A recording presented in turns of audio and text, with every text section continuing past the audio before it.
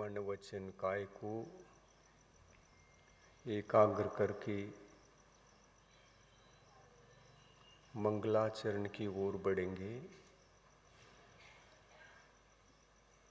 और आज की भक्ति भावना का अर्थ सहित महत्व समझने का प्रयास करेंगे। ओम नमः सिद्धेभ्यः।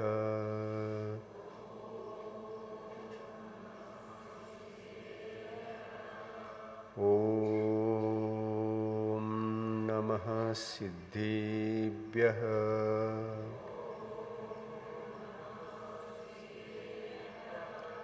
ओम नमः सिद्धेभ्यः।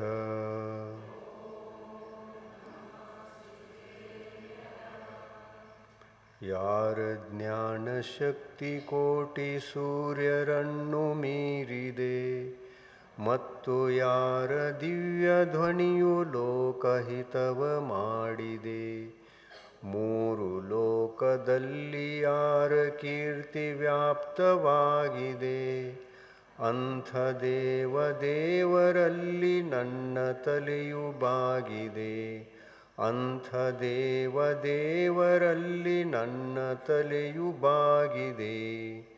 ಯಾರ ಜ್ಞಾನ ಪಾಪ ಕರ್ಮ ಗೆದ್ದು ಶುದ್ಧವಾಗಿದೆ। ಅಮಿತವಾದ ಶಕ್ತಿಯಿಂದ ಸಕಲ ತತ್ವ ತಿಳಿದಿದೆ। ಲೋಕದಲ್ಲಿ ವೀತರಾಗ ಪೂಜ್ಯ ಪದವಿ ಹೊಂದಿದೆ। ಅಂಥ ದೇವರಲ್ಲಿ ನನ್ನ ತಲೆಯು ಬಾಗಿದೆ। ಅಂಥ ದೇವರಲ್ಲಿ ನನ್ನ ತಲೆಯು ಬಾಗಿದೆ। पंच परमेष्ठी भगवान की, अहिंसा परमो धर्म की, आचार्य गुरुवर श्री विद्यासागर मुनि महाराज की, आज के आचार्य भक्ति भावना की, परम पूज्य निरापक समन नियम सागर मुनि महाराज की, समस्त आचार्य संघ की,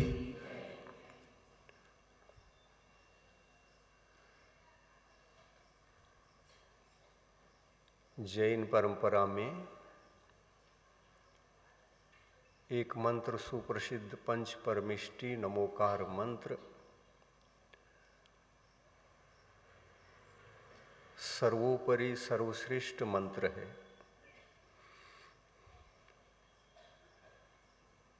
इस मंत्र में पांचों परमेष्ठियों को हम स्मरण भी करते हैं और जपते भी हैं।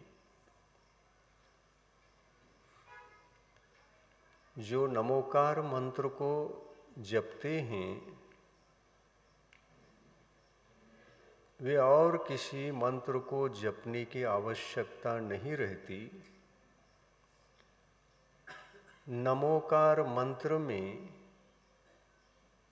दुनिया के सारे जितने मंत्र हैं, छोटे छोटे छोटे मोटे, वो यहीं से निकले हैं। जैसे एक जॉइंट फैमिली है और उसमें उस घर में 20 लोग हैं। 20 लोग यदि बाहर निकलेंगे तो यहीं से निकलेंगे।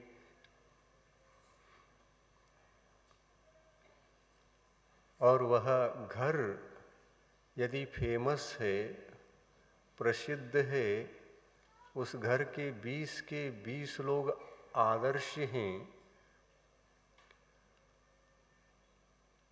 तो जब भी कोई भी उसमें से बाहर निकलता है तो लोग पहचान जाते हैं और कहते हैं उनको देख करके, 20 में से कोई भी उनको देख करके वे कहते हैं ये बड़े घर के हैं।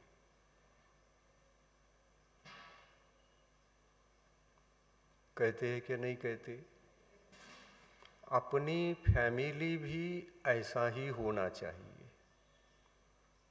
बड़े दिल वाले, बड़े आदर्श आचार विचारों से हम जब रहते हैं तो हमारे घर को सभी लोग बड़ा बना देते हैं। जैन परंपरा में नमोकार मंत्र बहुत बड़ा है, इसी से सारे मंत्र निकलते हैं। उसको चाहे नमः सिद्धिभ्य कहो, चाहे ओम ह्रीम नमः सिद्धिभ्य कहो, चाहे अन्य कोई भी मंत्र छोटे से छोटे बनते हैं तो नमोकार मंत्र के बीजाक्षरों को डाल करके ही मंत्र बनाया जाता है और उसका जाप दिया जाता है। छोटे छोटे जो भी मंत्र होते हैं, यदि सर्वश्रेष्ठ इस महान नमोकार मंत्र से ही बाहर आते हैं तो नमोकार मंत्र के परिवार में से ही आया ना। नमोकार मंत्र के उन पंच परमेष्टियों के जो सद्गुण होते हैं, उन्हीं सद्गुणों को स्मरण करते हुए किसी एक परमेष्टि का भी मंत्र उससे निर्मित हो रहा है तो वह भी श्रेष्ठ है और यह भी श्रेष्ठ है। क्यों श्रेष्ठ है? तो वह नमोकार मंत्र से निकल करके आया है, इसलिए वह भी श्रेष्ठ है और नमोकार मंत्र तो श्रेष्ठ ही श्रेष्ठ है। नमोकार मंत्र यद्यपि मंत्र जैसा लगता है, आदि में नमो शब्द जुड़ा है और अंत में नम शब्द जुड़ा है। सिद्धानम, अरिहंतानम, आयर्याणम, वज्झायानम, लोये सव्वसाहुणम, नम आता है। नम का मतलब इन्हीं पंच परमेष्टियों को मेरा नमस्कार है, इनको छोड़कर अन्य किसी को नमोस्तु शब्द से तो हम अभिवादन नहीं करते, क्योंकि नमोकार मंत्र में विद्यमान पांच परमेष्टि ये वस्तुतः जिसको रत्नत्रय धर्म कहा है, अहिंसा धर्म कहा है, पांचों के पांचों परमेष्टियों में ये रत्नत्रय धर्म झलकता है और इस धर्म का नाम ही है अहिंसा धर्म। ये पंच परमेष्टि बहिर्जगत में रहने वाले छोटे मोटे सभी जीवों से लेकर खुद को भी जीव समझकर अपने को भी हिंसा होने से बचाते हैं और दूसरे को भी हिंसा से, उनके प्राणों को बचाकर, हिंसा से बचाकर अहिंसा धर्म की प्रेरणा देते हैं। इसी का नाम जीवो और जीने दो है। नमोकार मंत्र में रहने वाले कोई भी परमेष्टि ऐसे नहीं हैं, खुद तो ढंग से नहीं जी रहे हैं और दुनिया को ढंग से चलने का उपदेश देते हो। वे दुनिया को उपदेश देने से पहले स्वयं जिसका उपदेश देना है उस धर्म से, उस विषय से, उन आदर्श की बातों से पहले तो वे संपन्न रहते हैं और संपन्न रहते हैं, दोनों तरह से संपन्न रहते हैं, इसलिए वे बड़े परिवार के माने जाते हैं। हमारा दिल बहुत बड़ा होना चाहिए। केवल इस संसार में मनुष्य गति में आकर के हम जिस किसी प्रकार से जीना है, जीने की तरीका नहीं है, तो हम बड़े दिल वाले भी नहीं और बड़े परिवार वाले भी नहीं हैं। दिल बड़ा होना चाहिए धर्म को धारण करने के लिए और इन पंच परमेष्टियों को स्मरण करने के लिए उतना ही आदर, उतनी ही उच्च क्वालिटी का, उच्च श्रद्धा, उच्च भक्ति अपने पास होना चाहिए और भक्ति ही नहीं होना चाहिए, पंच परमेष्ठियों के गुणों का आदर सत्कार करते हुए अपने जीवन को भी क्या बनाना चाहिए, आदर्श बनाना चाहिए कि जिस किसी प्रकार से चलना चाहिए, क्या करना चाहिए, अपने को आदर्श बनाना चाहिए।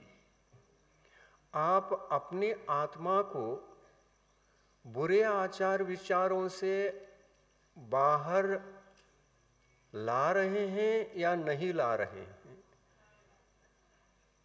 यही सर्वप्रथम देखा जाता है।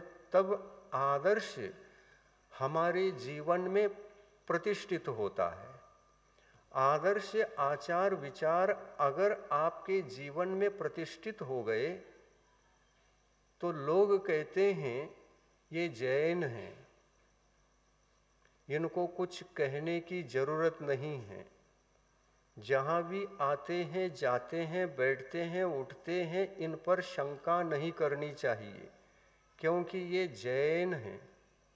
देखिए, धर्म आदर्श होने से, नमोकार मंत्र महान होने से और उसी को जप कर उन्हीं का अनुसरण करने से जैन लोग महान बन जाते हैं। इसमें जब आपको महान कहते हैं लोग, तो धर्म को भी महान स्वतः कहते हैं, क्योंकि हम जैन होकर जिन आचार विचारों में पलते हैं और लोक व्यवहार में उनके साथ भी हमारे व्यवहार चलते हैं, तो इन लोक व्यवहार में ही पता चलता है।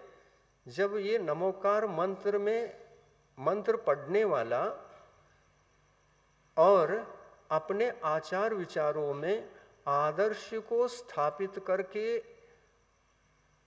खुद के जीवन को और पर के जीवन को खुशहाल बनाने के लिए लक्ष्य रखता है, तो ये प्रभाव स्वतः का नहीं होता, बल्कि उस नमोकार मंत्र में विद्यमान पंच परमेष्ठियों का प्रभाव जैनों पर रहता है। और इसलिए जैनों को अपने परिवार समेत कभी भी अपने आप को महान रखना चाहिए, प्रतिष्ठित रखना चाहिए, आदर्श संपन्न रहना चाहिए। ये आदर्श से संपन्न होने के लिए सर्वप्रथम अपने को क्या करना चाहिए, हम 3 दिन से लगातार उपदेश दे रहे हैं। जैन धर्म की प्रतिष्ठा तो श्रावक के माध्यम से यह ऊंचाई पर जाकर उसकी प्रतिष्ठा बन जाए, इसके लिए हमको सर्वप्रथम दिल में दया को धारण करना चाहिए और करुणा को धारण करना चाहिए।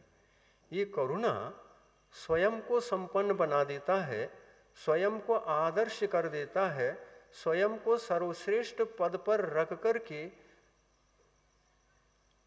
हम जब घर से बाहर निकलते हैं तो हमको अच्छे नज़र से, अच्छे विचारों से लोग देखने लगते हैं। हम 3 दिन से प्रयास यही कर रहे हैं।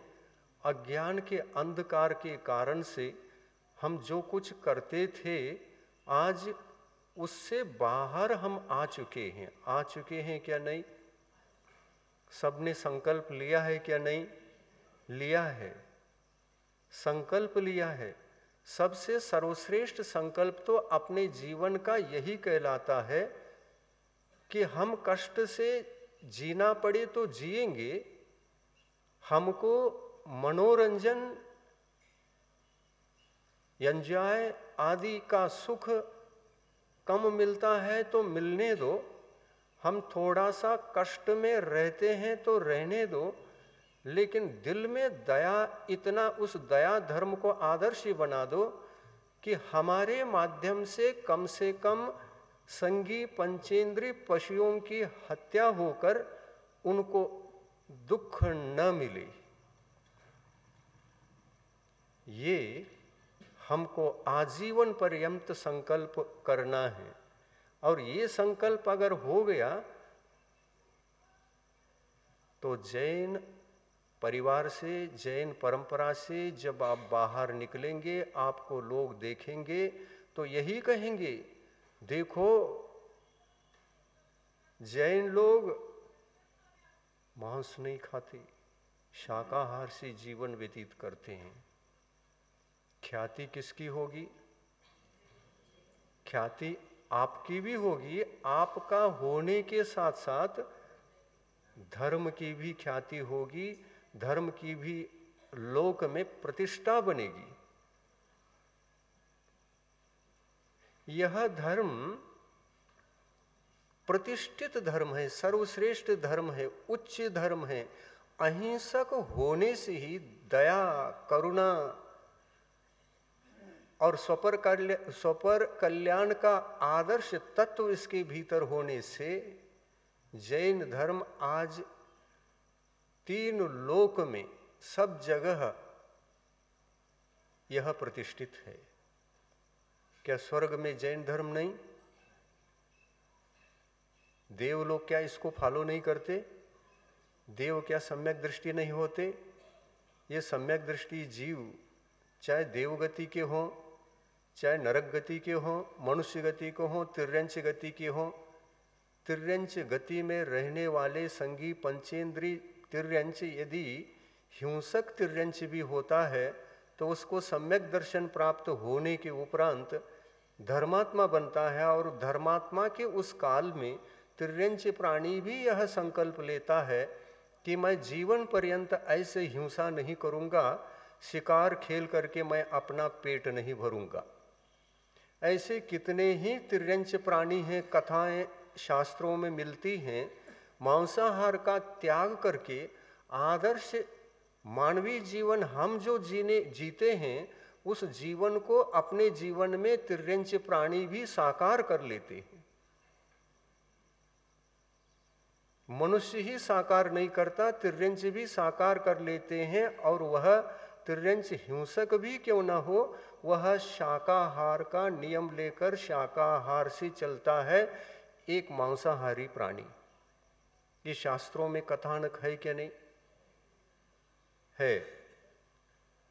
एक तिर्यंच हिंसक होकर जब ये शाकाहार का अनुसरण करके अपने जीवन को जैन धर्म से, अहिंसा धर्म से, दया से, करुणा से भर करके जब वह आदर्श पथ पर चलने की हिम्मत वह रखता है, तो हम उससे भी दीनहीन है क्या? समझ रहे? दीनहीन है क्या? नहीं।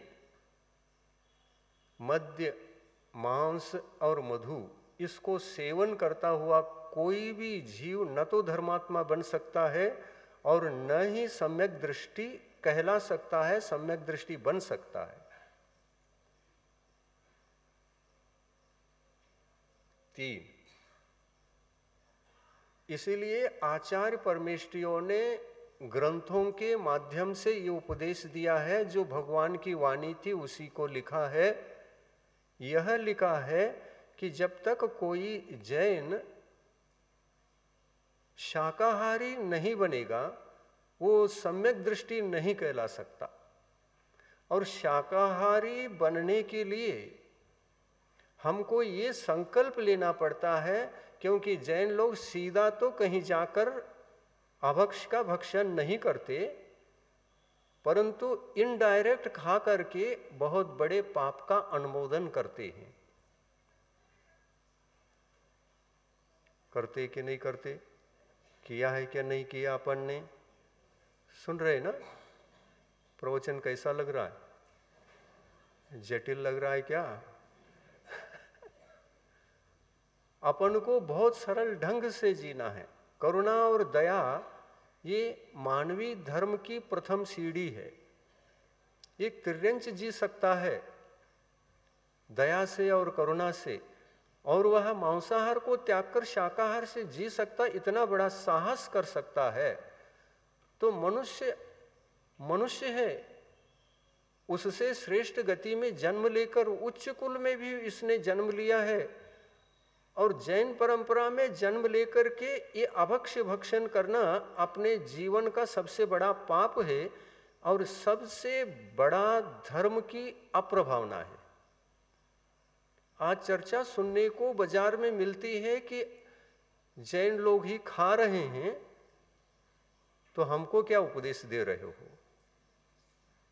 यहां पर प्रतिष्ठा गिर जाती है, धर्म की प्रतिष्ठा उन पंच परमेष्टियों की भी गिर जाती है, और धर्म प्रभावना का अप्रभावना का कारण हम बनते हैं।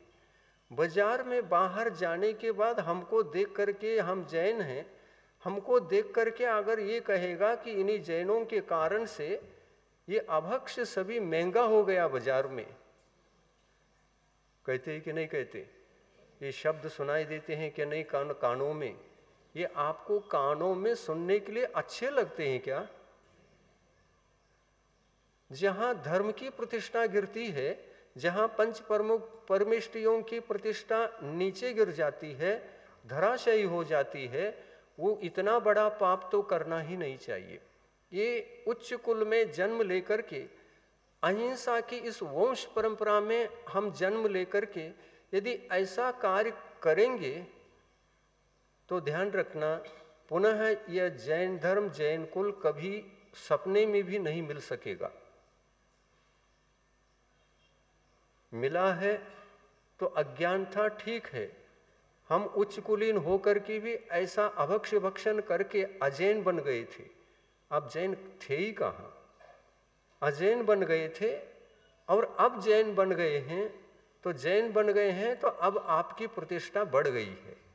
आप नमोकार मंत्र का जब चिंतन करते हैं, जाप देते हैं, ध्यान करते हैं उसका, और जाप दे करके नमन करके जब बाहर निकलते हैं तो उसका प्रभाव स्वीकार करके नमोकार मंत्र के उस आदर्श को आचार विचारों में स्वीकार करके बाजार से निकलते हैं।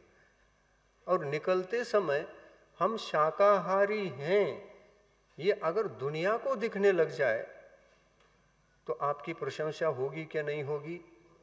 जैन है तब कैसे वचन आते हैं दूसरों के?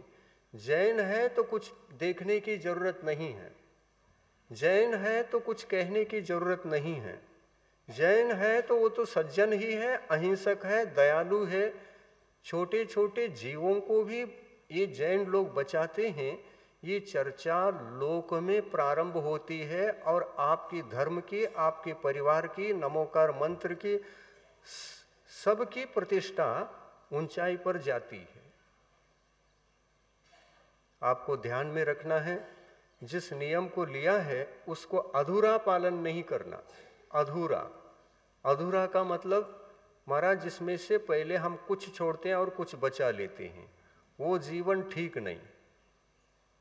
किसी भी रूप में हमको मांसाहारी नहीं रहना है।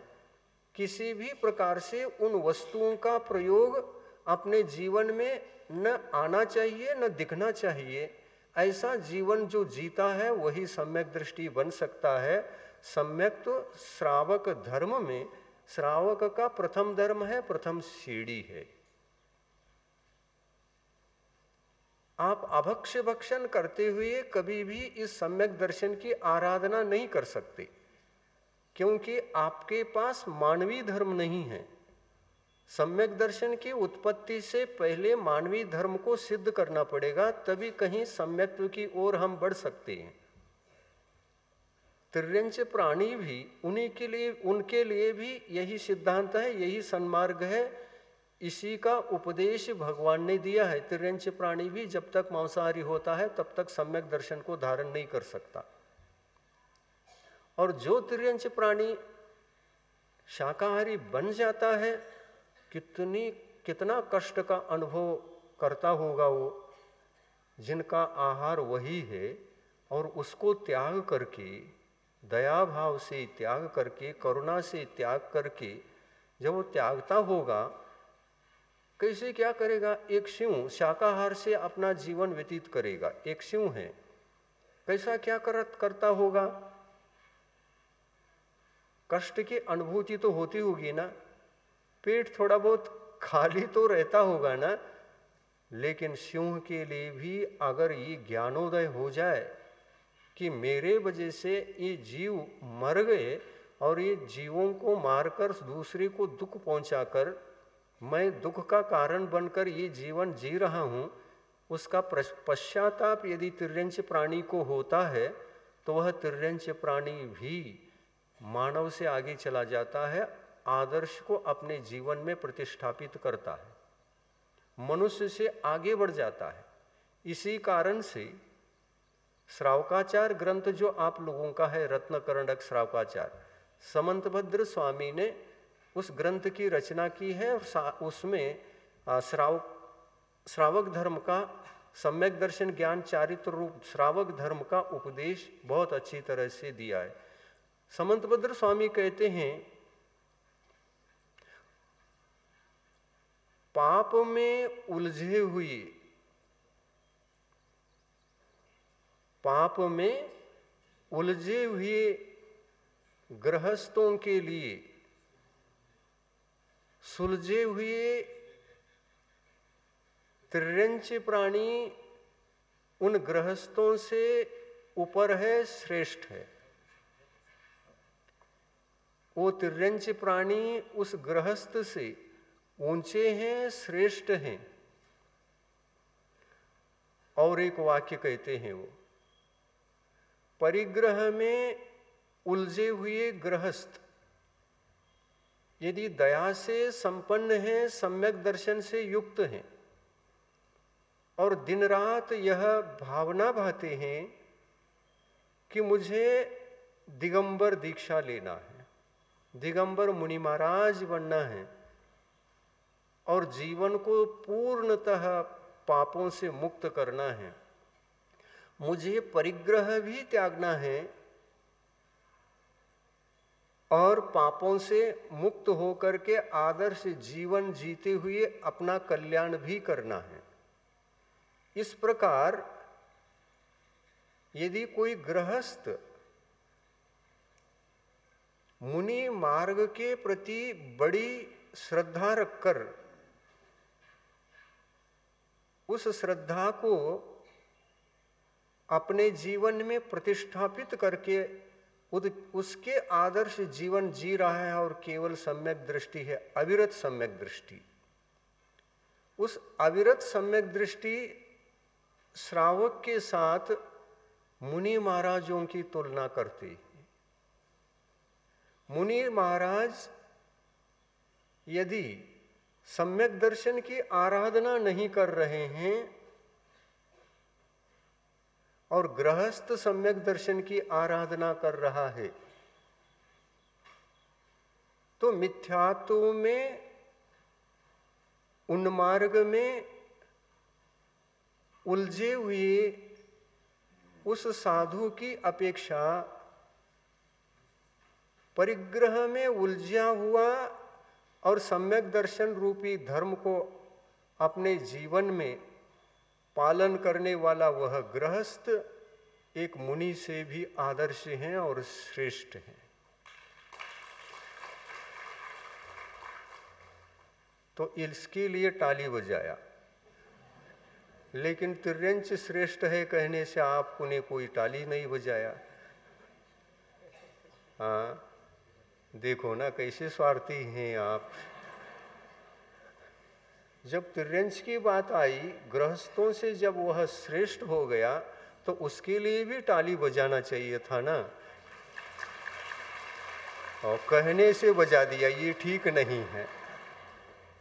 कहने पर बजाया, समझदार होकर के उसी समय ताली बजा देते तो सारे जंगल की तिर्यंच प्राणी जितने भी 3 लोक में इस सम्यक्त्व धर्म को निभा रहे हैं और अहिंसा से चल रहे हैं, मांसाहार का त्याग है और कष्टमय शाकाहार का जीवन भी जीकर वो ये कह रहे हैं, वो तिर्यंच भी ये कहते हैं,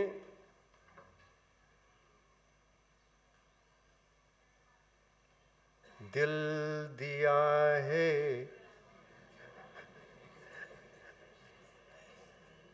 आगे, दिल दिया है, तो दिल दिया है, अब क्या देना है? अगर हमने धर्म के प्रति अपने दिल को समर्पित किया है तो एक दिन प्राणों को भी समर्पित करेंगे, करने के लिए ही हम हैं।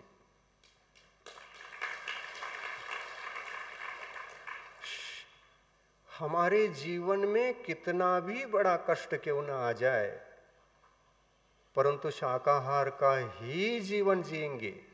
ये सभी घर के परिवारों को ये संकल्प रहना चाहिए। जैन धर्म की अप्रभावना मांसाहार खाने से है कि शाकाहार से रहने पर? तो आपको धर्म की प्रभावना घर में करना है क्या नहीं?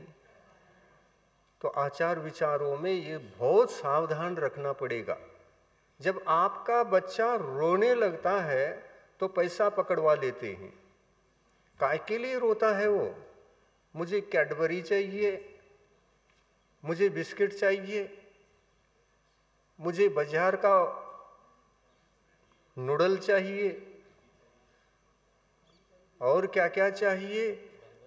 उसको आपने जिसको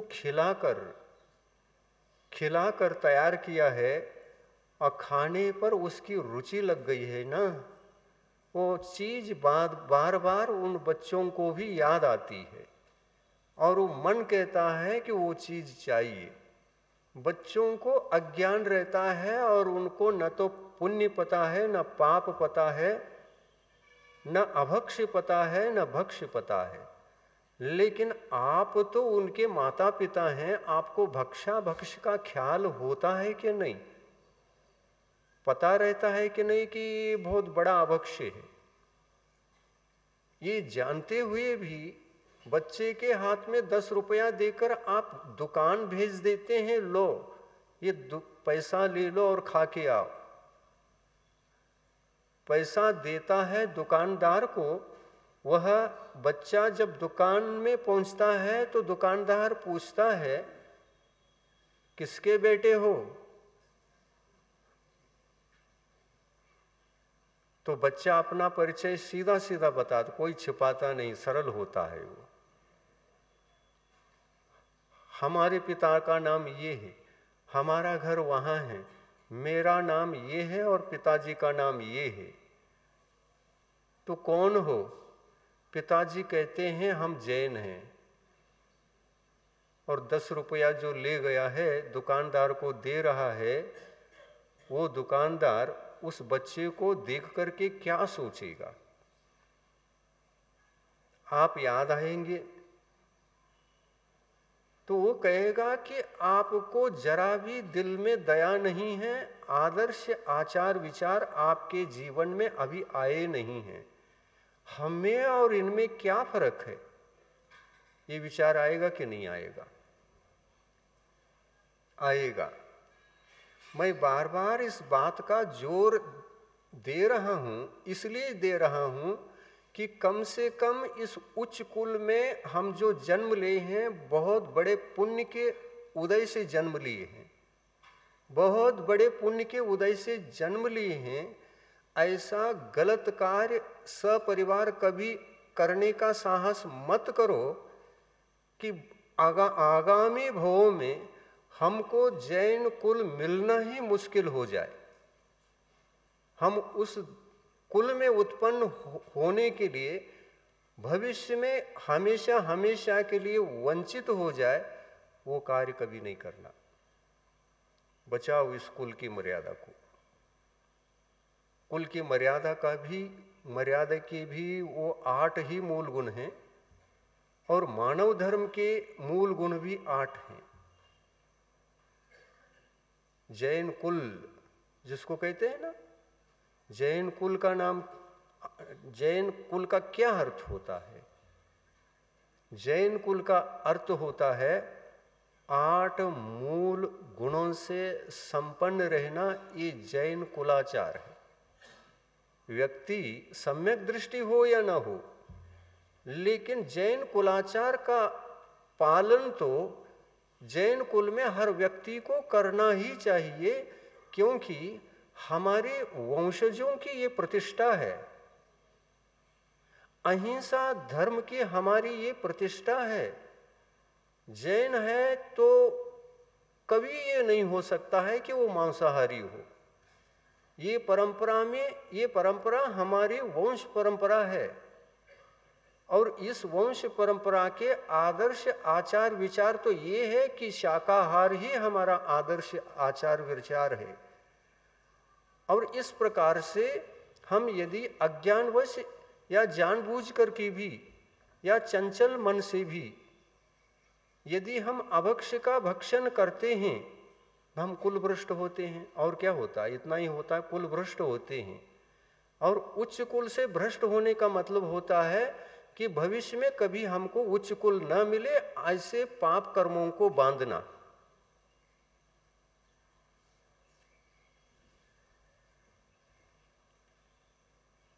थोड़ा सा ठहर जाता हूं चिंतन के लिए और आपको जगह बना करके दे देता हूं। लग रहा है अंतरंग में? लग रहा है कि नहीं लग रहा है? हम कौन हैं? जैन हैं। किस वंश परंपरा के हैं?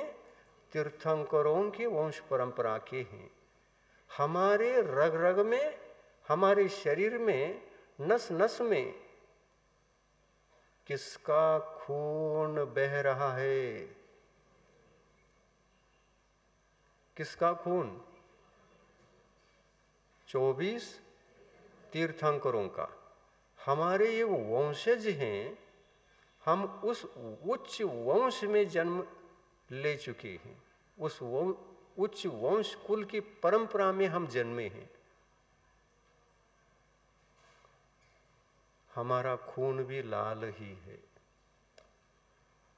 और उन महान आदर्श पुरुषों का ब्लड भी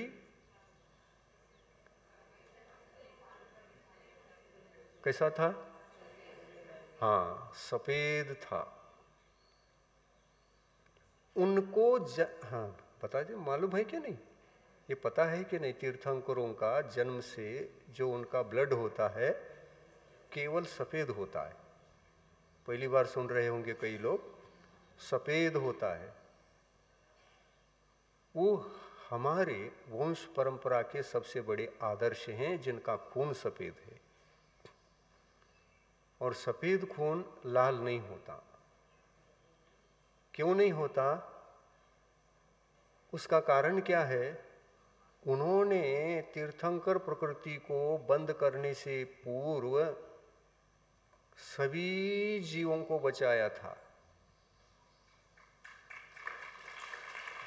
इसलिए सफेद खून, ब्लड उनका सफेद हो गया।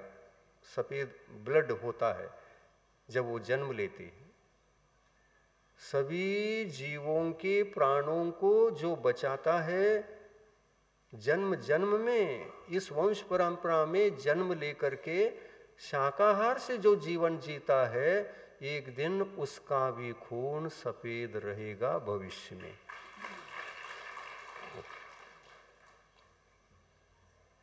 लाल खून ठीक है कि सफेद खून? सफेद ठीक है ना। सफेद ब्लड जन्म के साथ ही रहना बहुत दुर्लभ है। लाखों में, करोड़ों में एक होता है। और जिसका खून जन्म लेने के बाद सफेद होता है, वो तीर्थंकर के अलावा और कोई दूसरा नहीं हो सकता। हम अभी लाल हैं, जिसका खून लाल रहता है ना, उनका कोई भरोसा नहीं रहता। क्योंकि खून ही लाल है, तो ये कब क्या करेगा भरोसा नहीं है। डेंजर पथ पर भी ये चल सकता है। लेकिन एक बार किसी का खून सफेद हो गया, तो सफेद खून वाले के ऊपर, सफेद रक्त वाले के ऊपर कभी भी कोई भी शंका, संशय, संदेह ही नहीं कर सकता कि ये व्यक्ति गलत है। संदेह ही नहीं कर सकता। हमारे ब्लड को लाल देख करके तिर्यंच प्राणियों को संदेह होता है। वो कहते हैं इनका ब्लड इसलिए लाल है, सफेद नहीं है, इसने हमारे वंश को खा डाला है।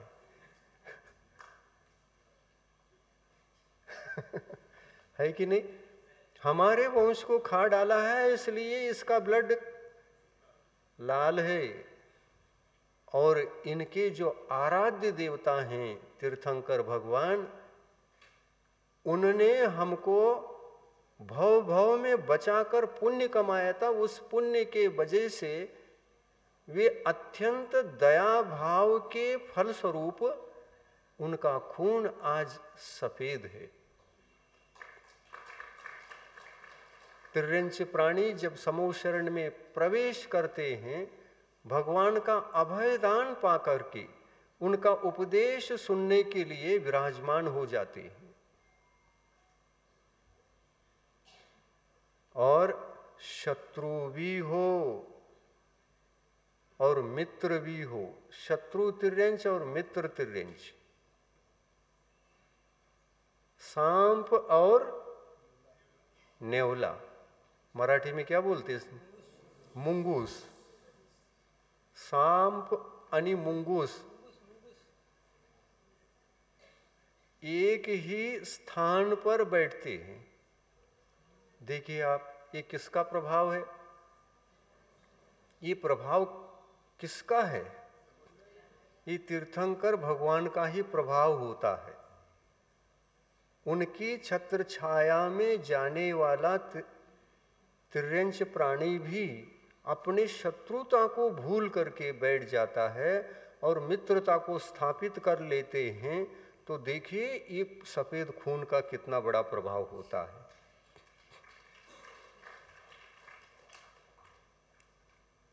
वो तिर्यंच भी सोचते होंगे खून सफेद ही सफेद है, तो हम भी, चाहे हम शत्रु हों चाहे मित्र हों, कम से कम मिल करके बैठना हम सीखेंगे इनके चरणों में। और वो मिल करके बैठते हैं, आदर्श हो जाते हैं दोनों। मुंगूस सांप के पास बैठा रहता है और सांप भी मुंगूस के पास बैठा रहता है, और दोनों का परस्पर में वार्ताव भी होता है। आप मुंगूस हैं तो मुंगूस है तो है, लेकिन आपके दिल में भगवान की शरण में आने से जैसी दया भाव, करुणा भाव, निष्पापमय भाव उत्पन्न हुए हैं, मेरे पास भी ऐसे ही चमत्कार हुआ है।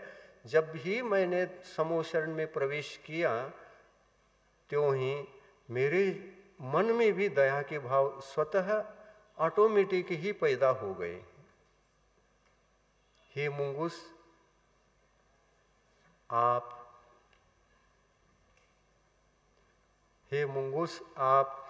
और हम सर्प दोनों मिल करके बैठ सकते हैं ना? हाँ, क्यों नहीं?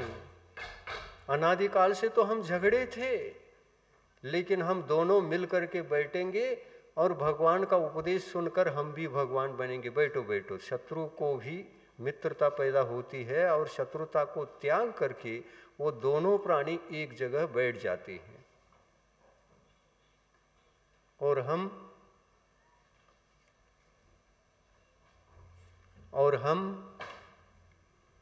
हम मिलकर बैठना तो दूर, अपने वंश के आदर्श को भूलकर, हमारे वंशजों को भूलकर, हमारे आदर्श, आचार, विचार, दया, करुणा आदि भूलकर अज्ञान से शत्रु मित्रता की बात तो दूर, निरपराध प्राणियों के कलेवर को भी हमने भक्षण किया। ये क्रूरता है या दया है?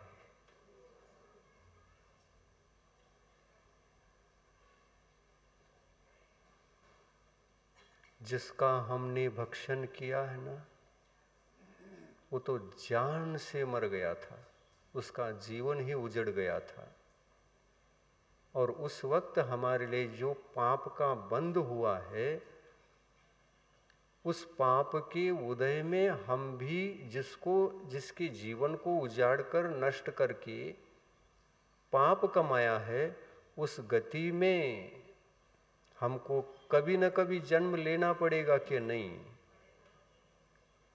कभी न कभी नहीं, अगली गति तो सुरक्षित है। वही गति जिस गति के जीव को आपने अपना भोजन बना लिया था,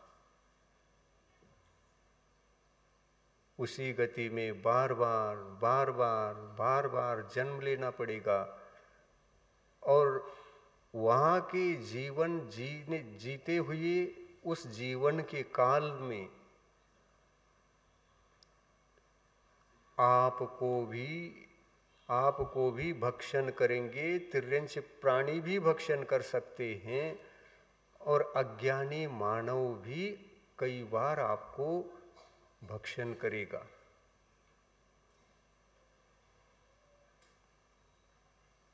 आपने हमको खाया है तो आपको हम अब खाने के लिए आए हैं। हम आपके भोजन बने थे, अब आप हमारे भोजन बनेंगे। ये परंपरा तब तक चलती है जब तक कि वह पाप कर्म फल देकर छुटकारा नहीं पाता आपसे। बार बार तिर्यंच गति मिलेगी। क्रूर तिर्यंच प्राणी होकर के जन्म ले सकते हैं, या क्रूर मानव होकर के भी जन्म ले सकते हैं।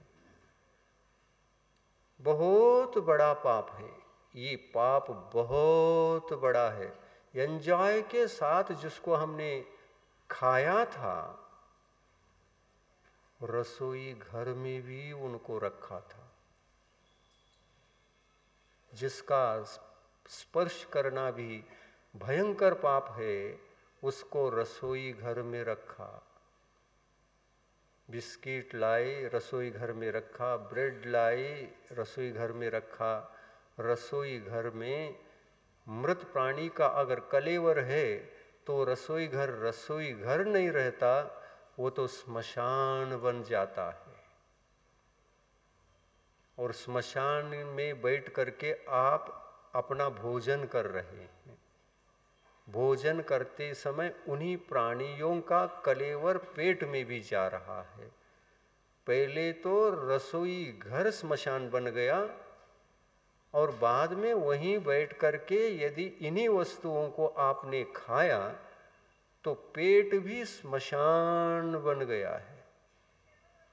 और परिवार के सारे लोग इसको यदि खाते हैं तो सारे लोगों का पेट भी स्मशान है, और रसोई घर तो स्मशान है ही। और अपने आप को आप जैन समझ करके ऐसे रसोई घर में दिगंबर मुनि को पड़गा करके आहार कराएंगे तो और बहुत बड़ा पाप कमाओगे। क्योंकि जिस घर में इतना बड़ा सूतक होता है, उस घर में दिगंबर मुनि आहार ले सकते हैं क्या? जब मरण का सूतक लग जाता है किसी परिवार में, अपने परिवार का व्यक्ति मर जाता है, मरण मात्र से, क्योंकि स्मशान तक जा करके उस शव को संस्कारित करके आए हैं, तो उस दिन दिगंबर मुनि को हम आहार नहीं देते। 10-12 दिन तक मंदिर नहीं जाते, देव शास्त्र गुरु को स्पर्श नहीं करते। इसमें तो कट्टर रहते हैं कि नहीं रहते? प्रवचन में नहीं आएंगे, मंदिर नहीं जाएंगे। क्यों भाई आज प्रवचन में नहीं आए, मंदिर भी नहीं है? महाराज सूतक लगा है, लग गया हमको। कितने कट्टरता के साथ आप पालन करते हैं 10 दिन 12 दिन का। और दिगंबर मुनि महाराज को ऐसे वस्तु जहां रखे हुए हैं और आप खाए हुए हैं, स्वयं सूतक से मुक्त नहीं है। इन चीजों को खाने वाले कोई भी परिवार का व्यक्ति कभी किसी एक क्षण भी सूतक से मुक्त नहीं होता, वो आहार दान दे नहीं सकता, देने का अधिकारी नहीं है। अभी अपने संघ में आचार्य ने तो नियम ही कर दिया, इन चीजों को जब तक, सभी चीजों को, इन अभक्ष्य वस्तुओं से युक्त कोई भी चीज यदि खाता है, एक भी खाना शेष रह गया है, उस व्यक्ति को आहार देने से मना कर देते हैं, क्योंकि यह प्रत्यक्ष सूतक है और भयंकर सूतक है। ये स्पर्श ही नहीं, स्पर्श से भी आगे चला गया। ये जो बेकरी सामान खाता है वो आहार दान न दे, वो जैन ही नहीं है, सदा सूतक में पलने वाला है। वो घर का सूतक कभी दूर हो ही नहीं सकता, क्योंकि हमारा पेट स्मशान है, और पेट ही जब स्मशान बनता है तो सूतक मुक्त कभी हो सकता है क्या? आहार के टाइम में कभी इसको याद करना भी कि मैं अभक्ष्य खाता हूं और अब त्याग करता हूं। दिगंबर मुनि महाराज का आहार चल रहा है और आप कह रहे हैं कि इस अभक्ष्य को मैं त्यागता हूं, गलत बात है। उसकी चर्चा भी करोगे तो दिगंबर मुनि को कहा है, किसी ने इस अभक्ष्य वस्तु का नाम भी लिया,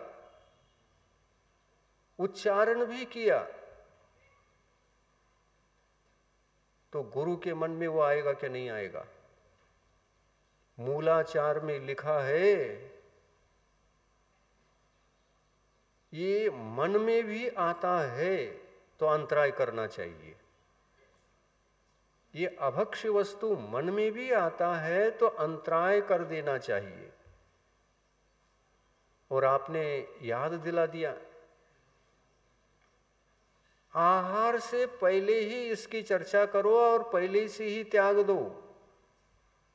आहार के समय में याद दिलाओगे तो दिगंबर मुनि का अंतराय हो सकता है। मैं फास्ट फूड त्याग कर रहा हूं, आहार के समय में याद भी मत करना।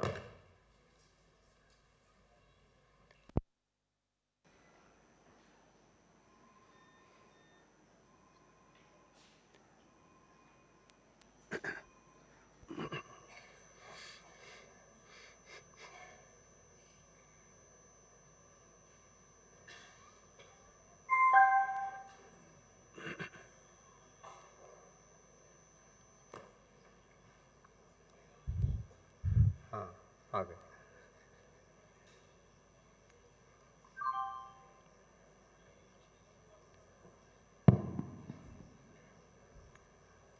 हमेशा हमेशा के लिए सावधान होना बहुत बड़ी आवश्यकता है। जैनों, कान खोलकर सुन लो। धर्म की अप्रभावना कभी मत करना। धर्म की प्रतिष्ठा को मत गिराना।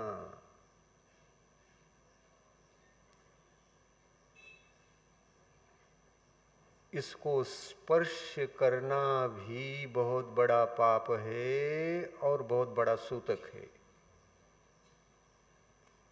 यदि स्पर्श भी किया है तो उस दिन सूतक पालन कर लेना। उस पुड़िया का, बिस्किट का, ब्रेड का, इसको स्पर्श भी किया है तो मुझे सूतक लग गया है, पालन कर लेना।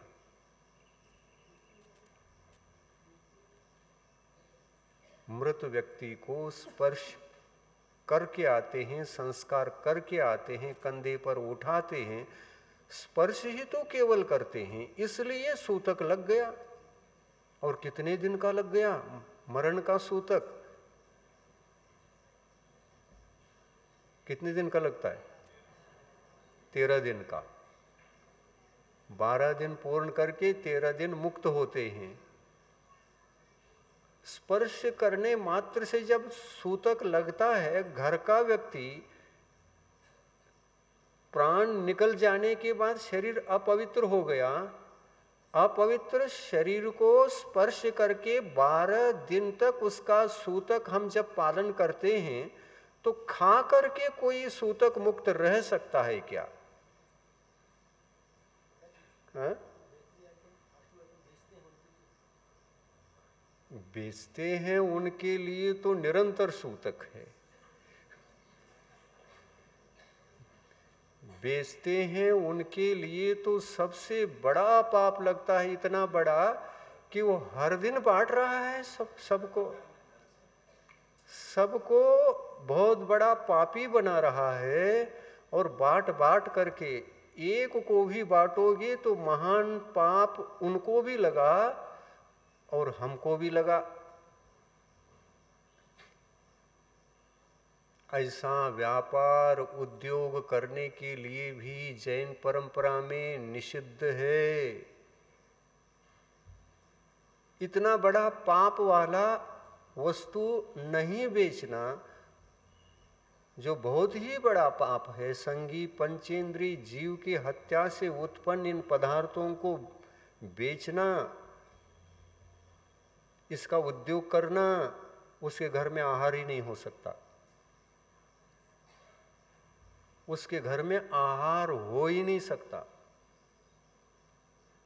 जैनों, सजग हो जाओ। अज्ञान था, विचार नहीं था, ये दिल में कभी बातें आई नहीं थी, अब तो आ चुकी हैं।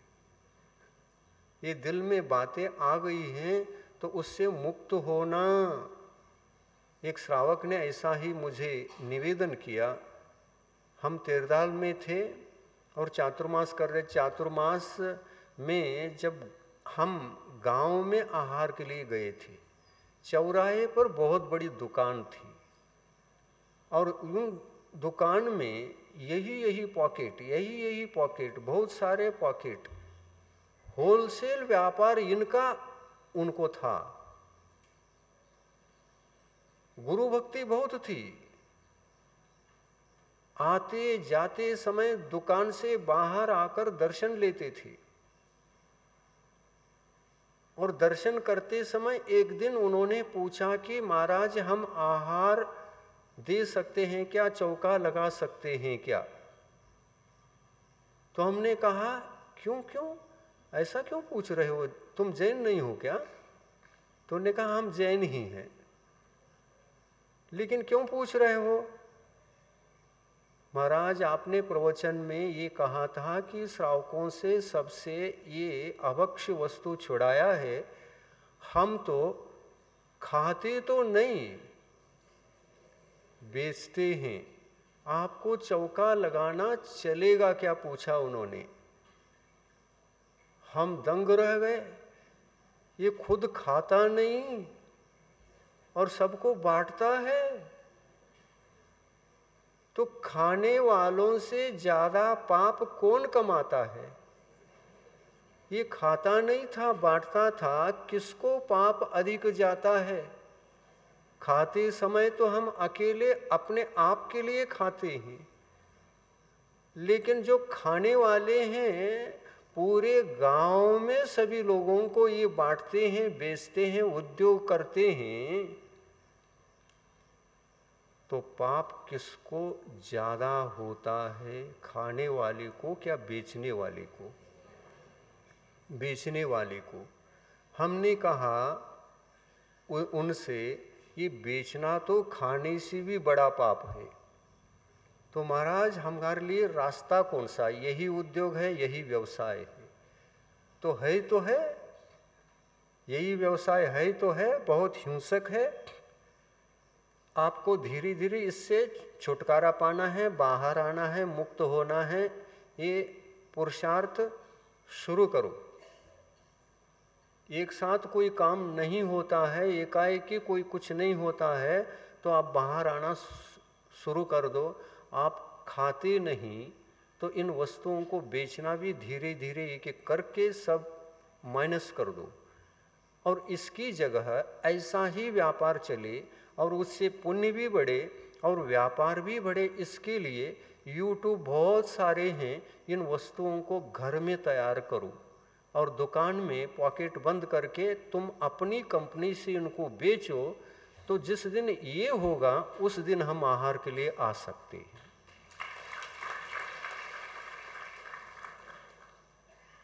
ऐसा उनको नियम ही दिया और उन्होंने कहा जरूर महाराज, आज ही हम प्रयास शुरू करेंगे और जिस दिन हम शाकाहार के वस्तुओं को रख करके दुकान से बेचते हुए आपको मिलेंगे, उस दिन चौका भी लगाएंगे।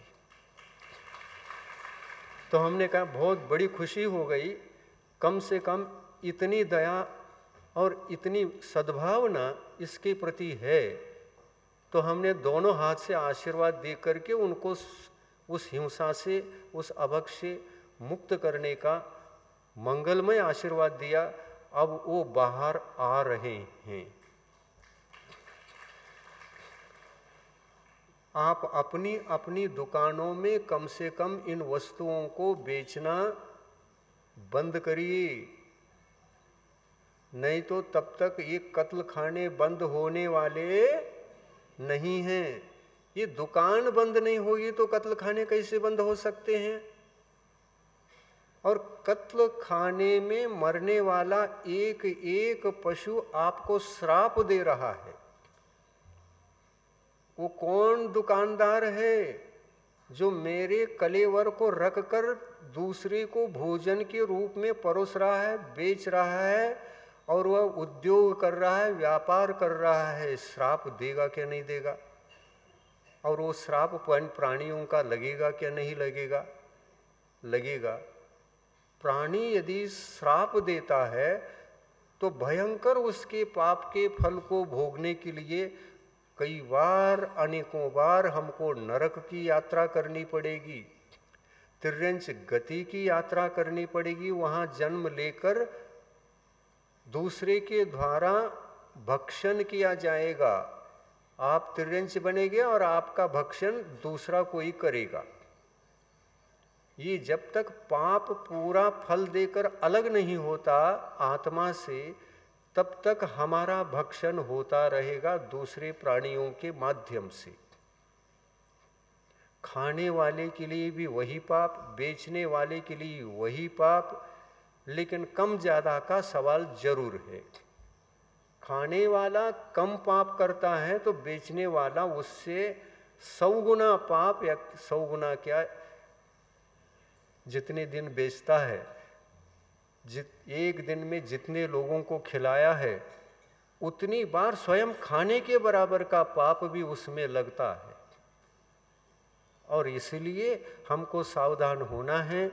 ऐसे दुकानों को देकर रख करके कभी हम जैन धर्म की प्रभावना नहीं कर सकते। उसके लिए सुलभतम मार्ग यही है, इन वस्तुओं को बेचने के बजाय धर्म की प्रभावना करो, शाकाहार की वस्तुओं को निर्माण करो, उसको सीखो, घर में सभी को सीखने के लिए प्रेरणा दो और उसी को पॉकेट बंद बना करके शाकाहार की वस्तुओं को जब आप बेचना शुरू करोगे तो जैन समाज निश्चित रूप से आपके दुकान से उन चीज़ों को खरीदना प्रारंभ कर देगी।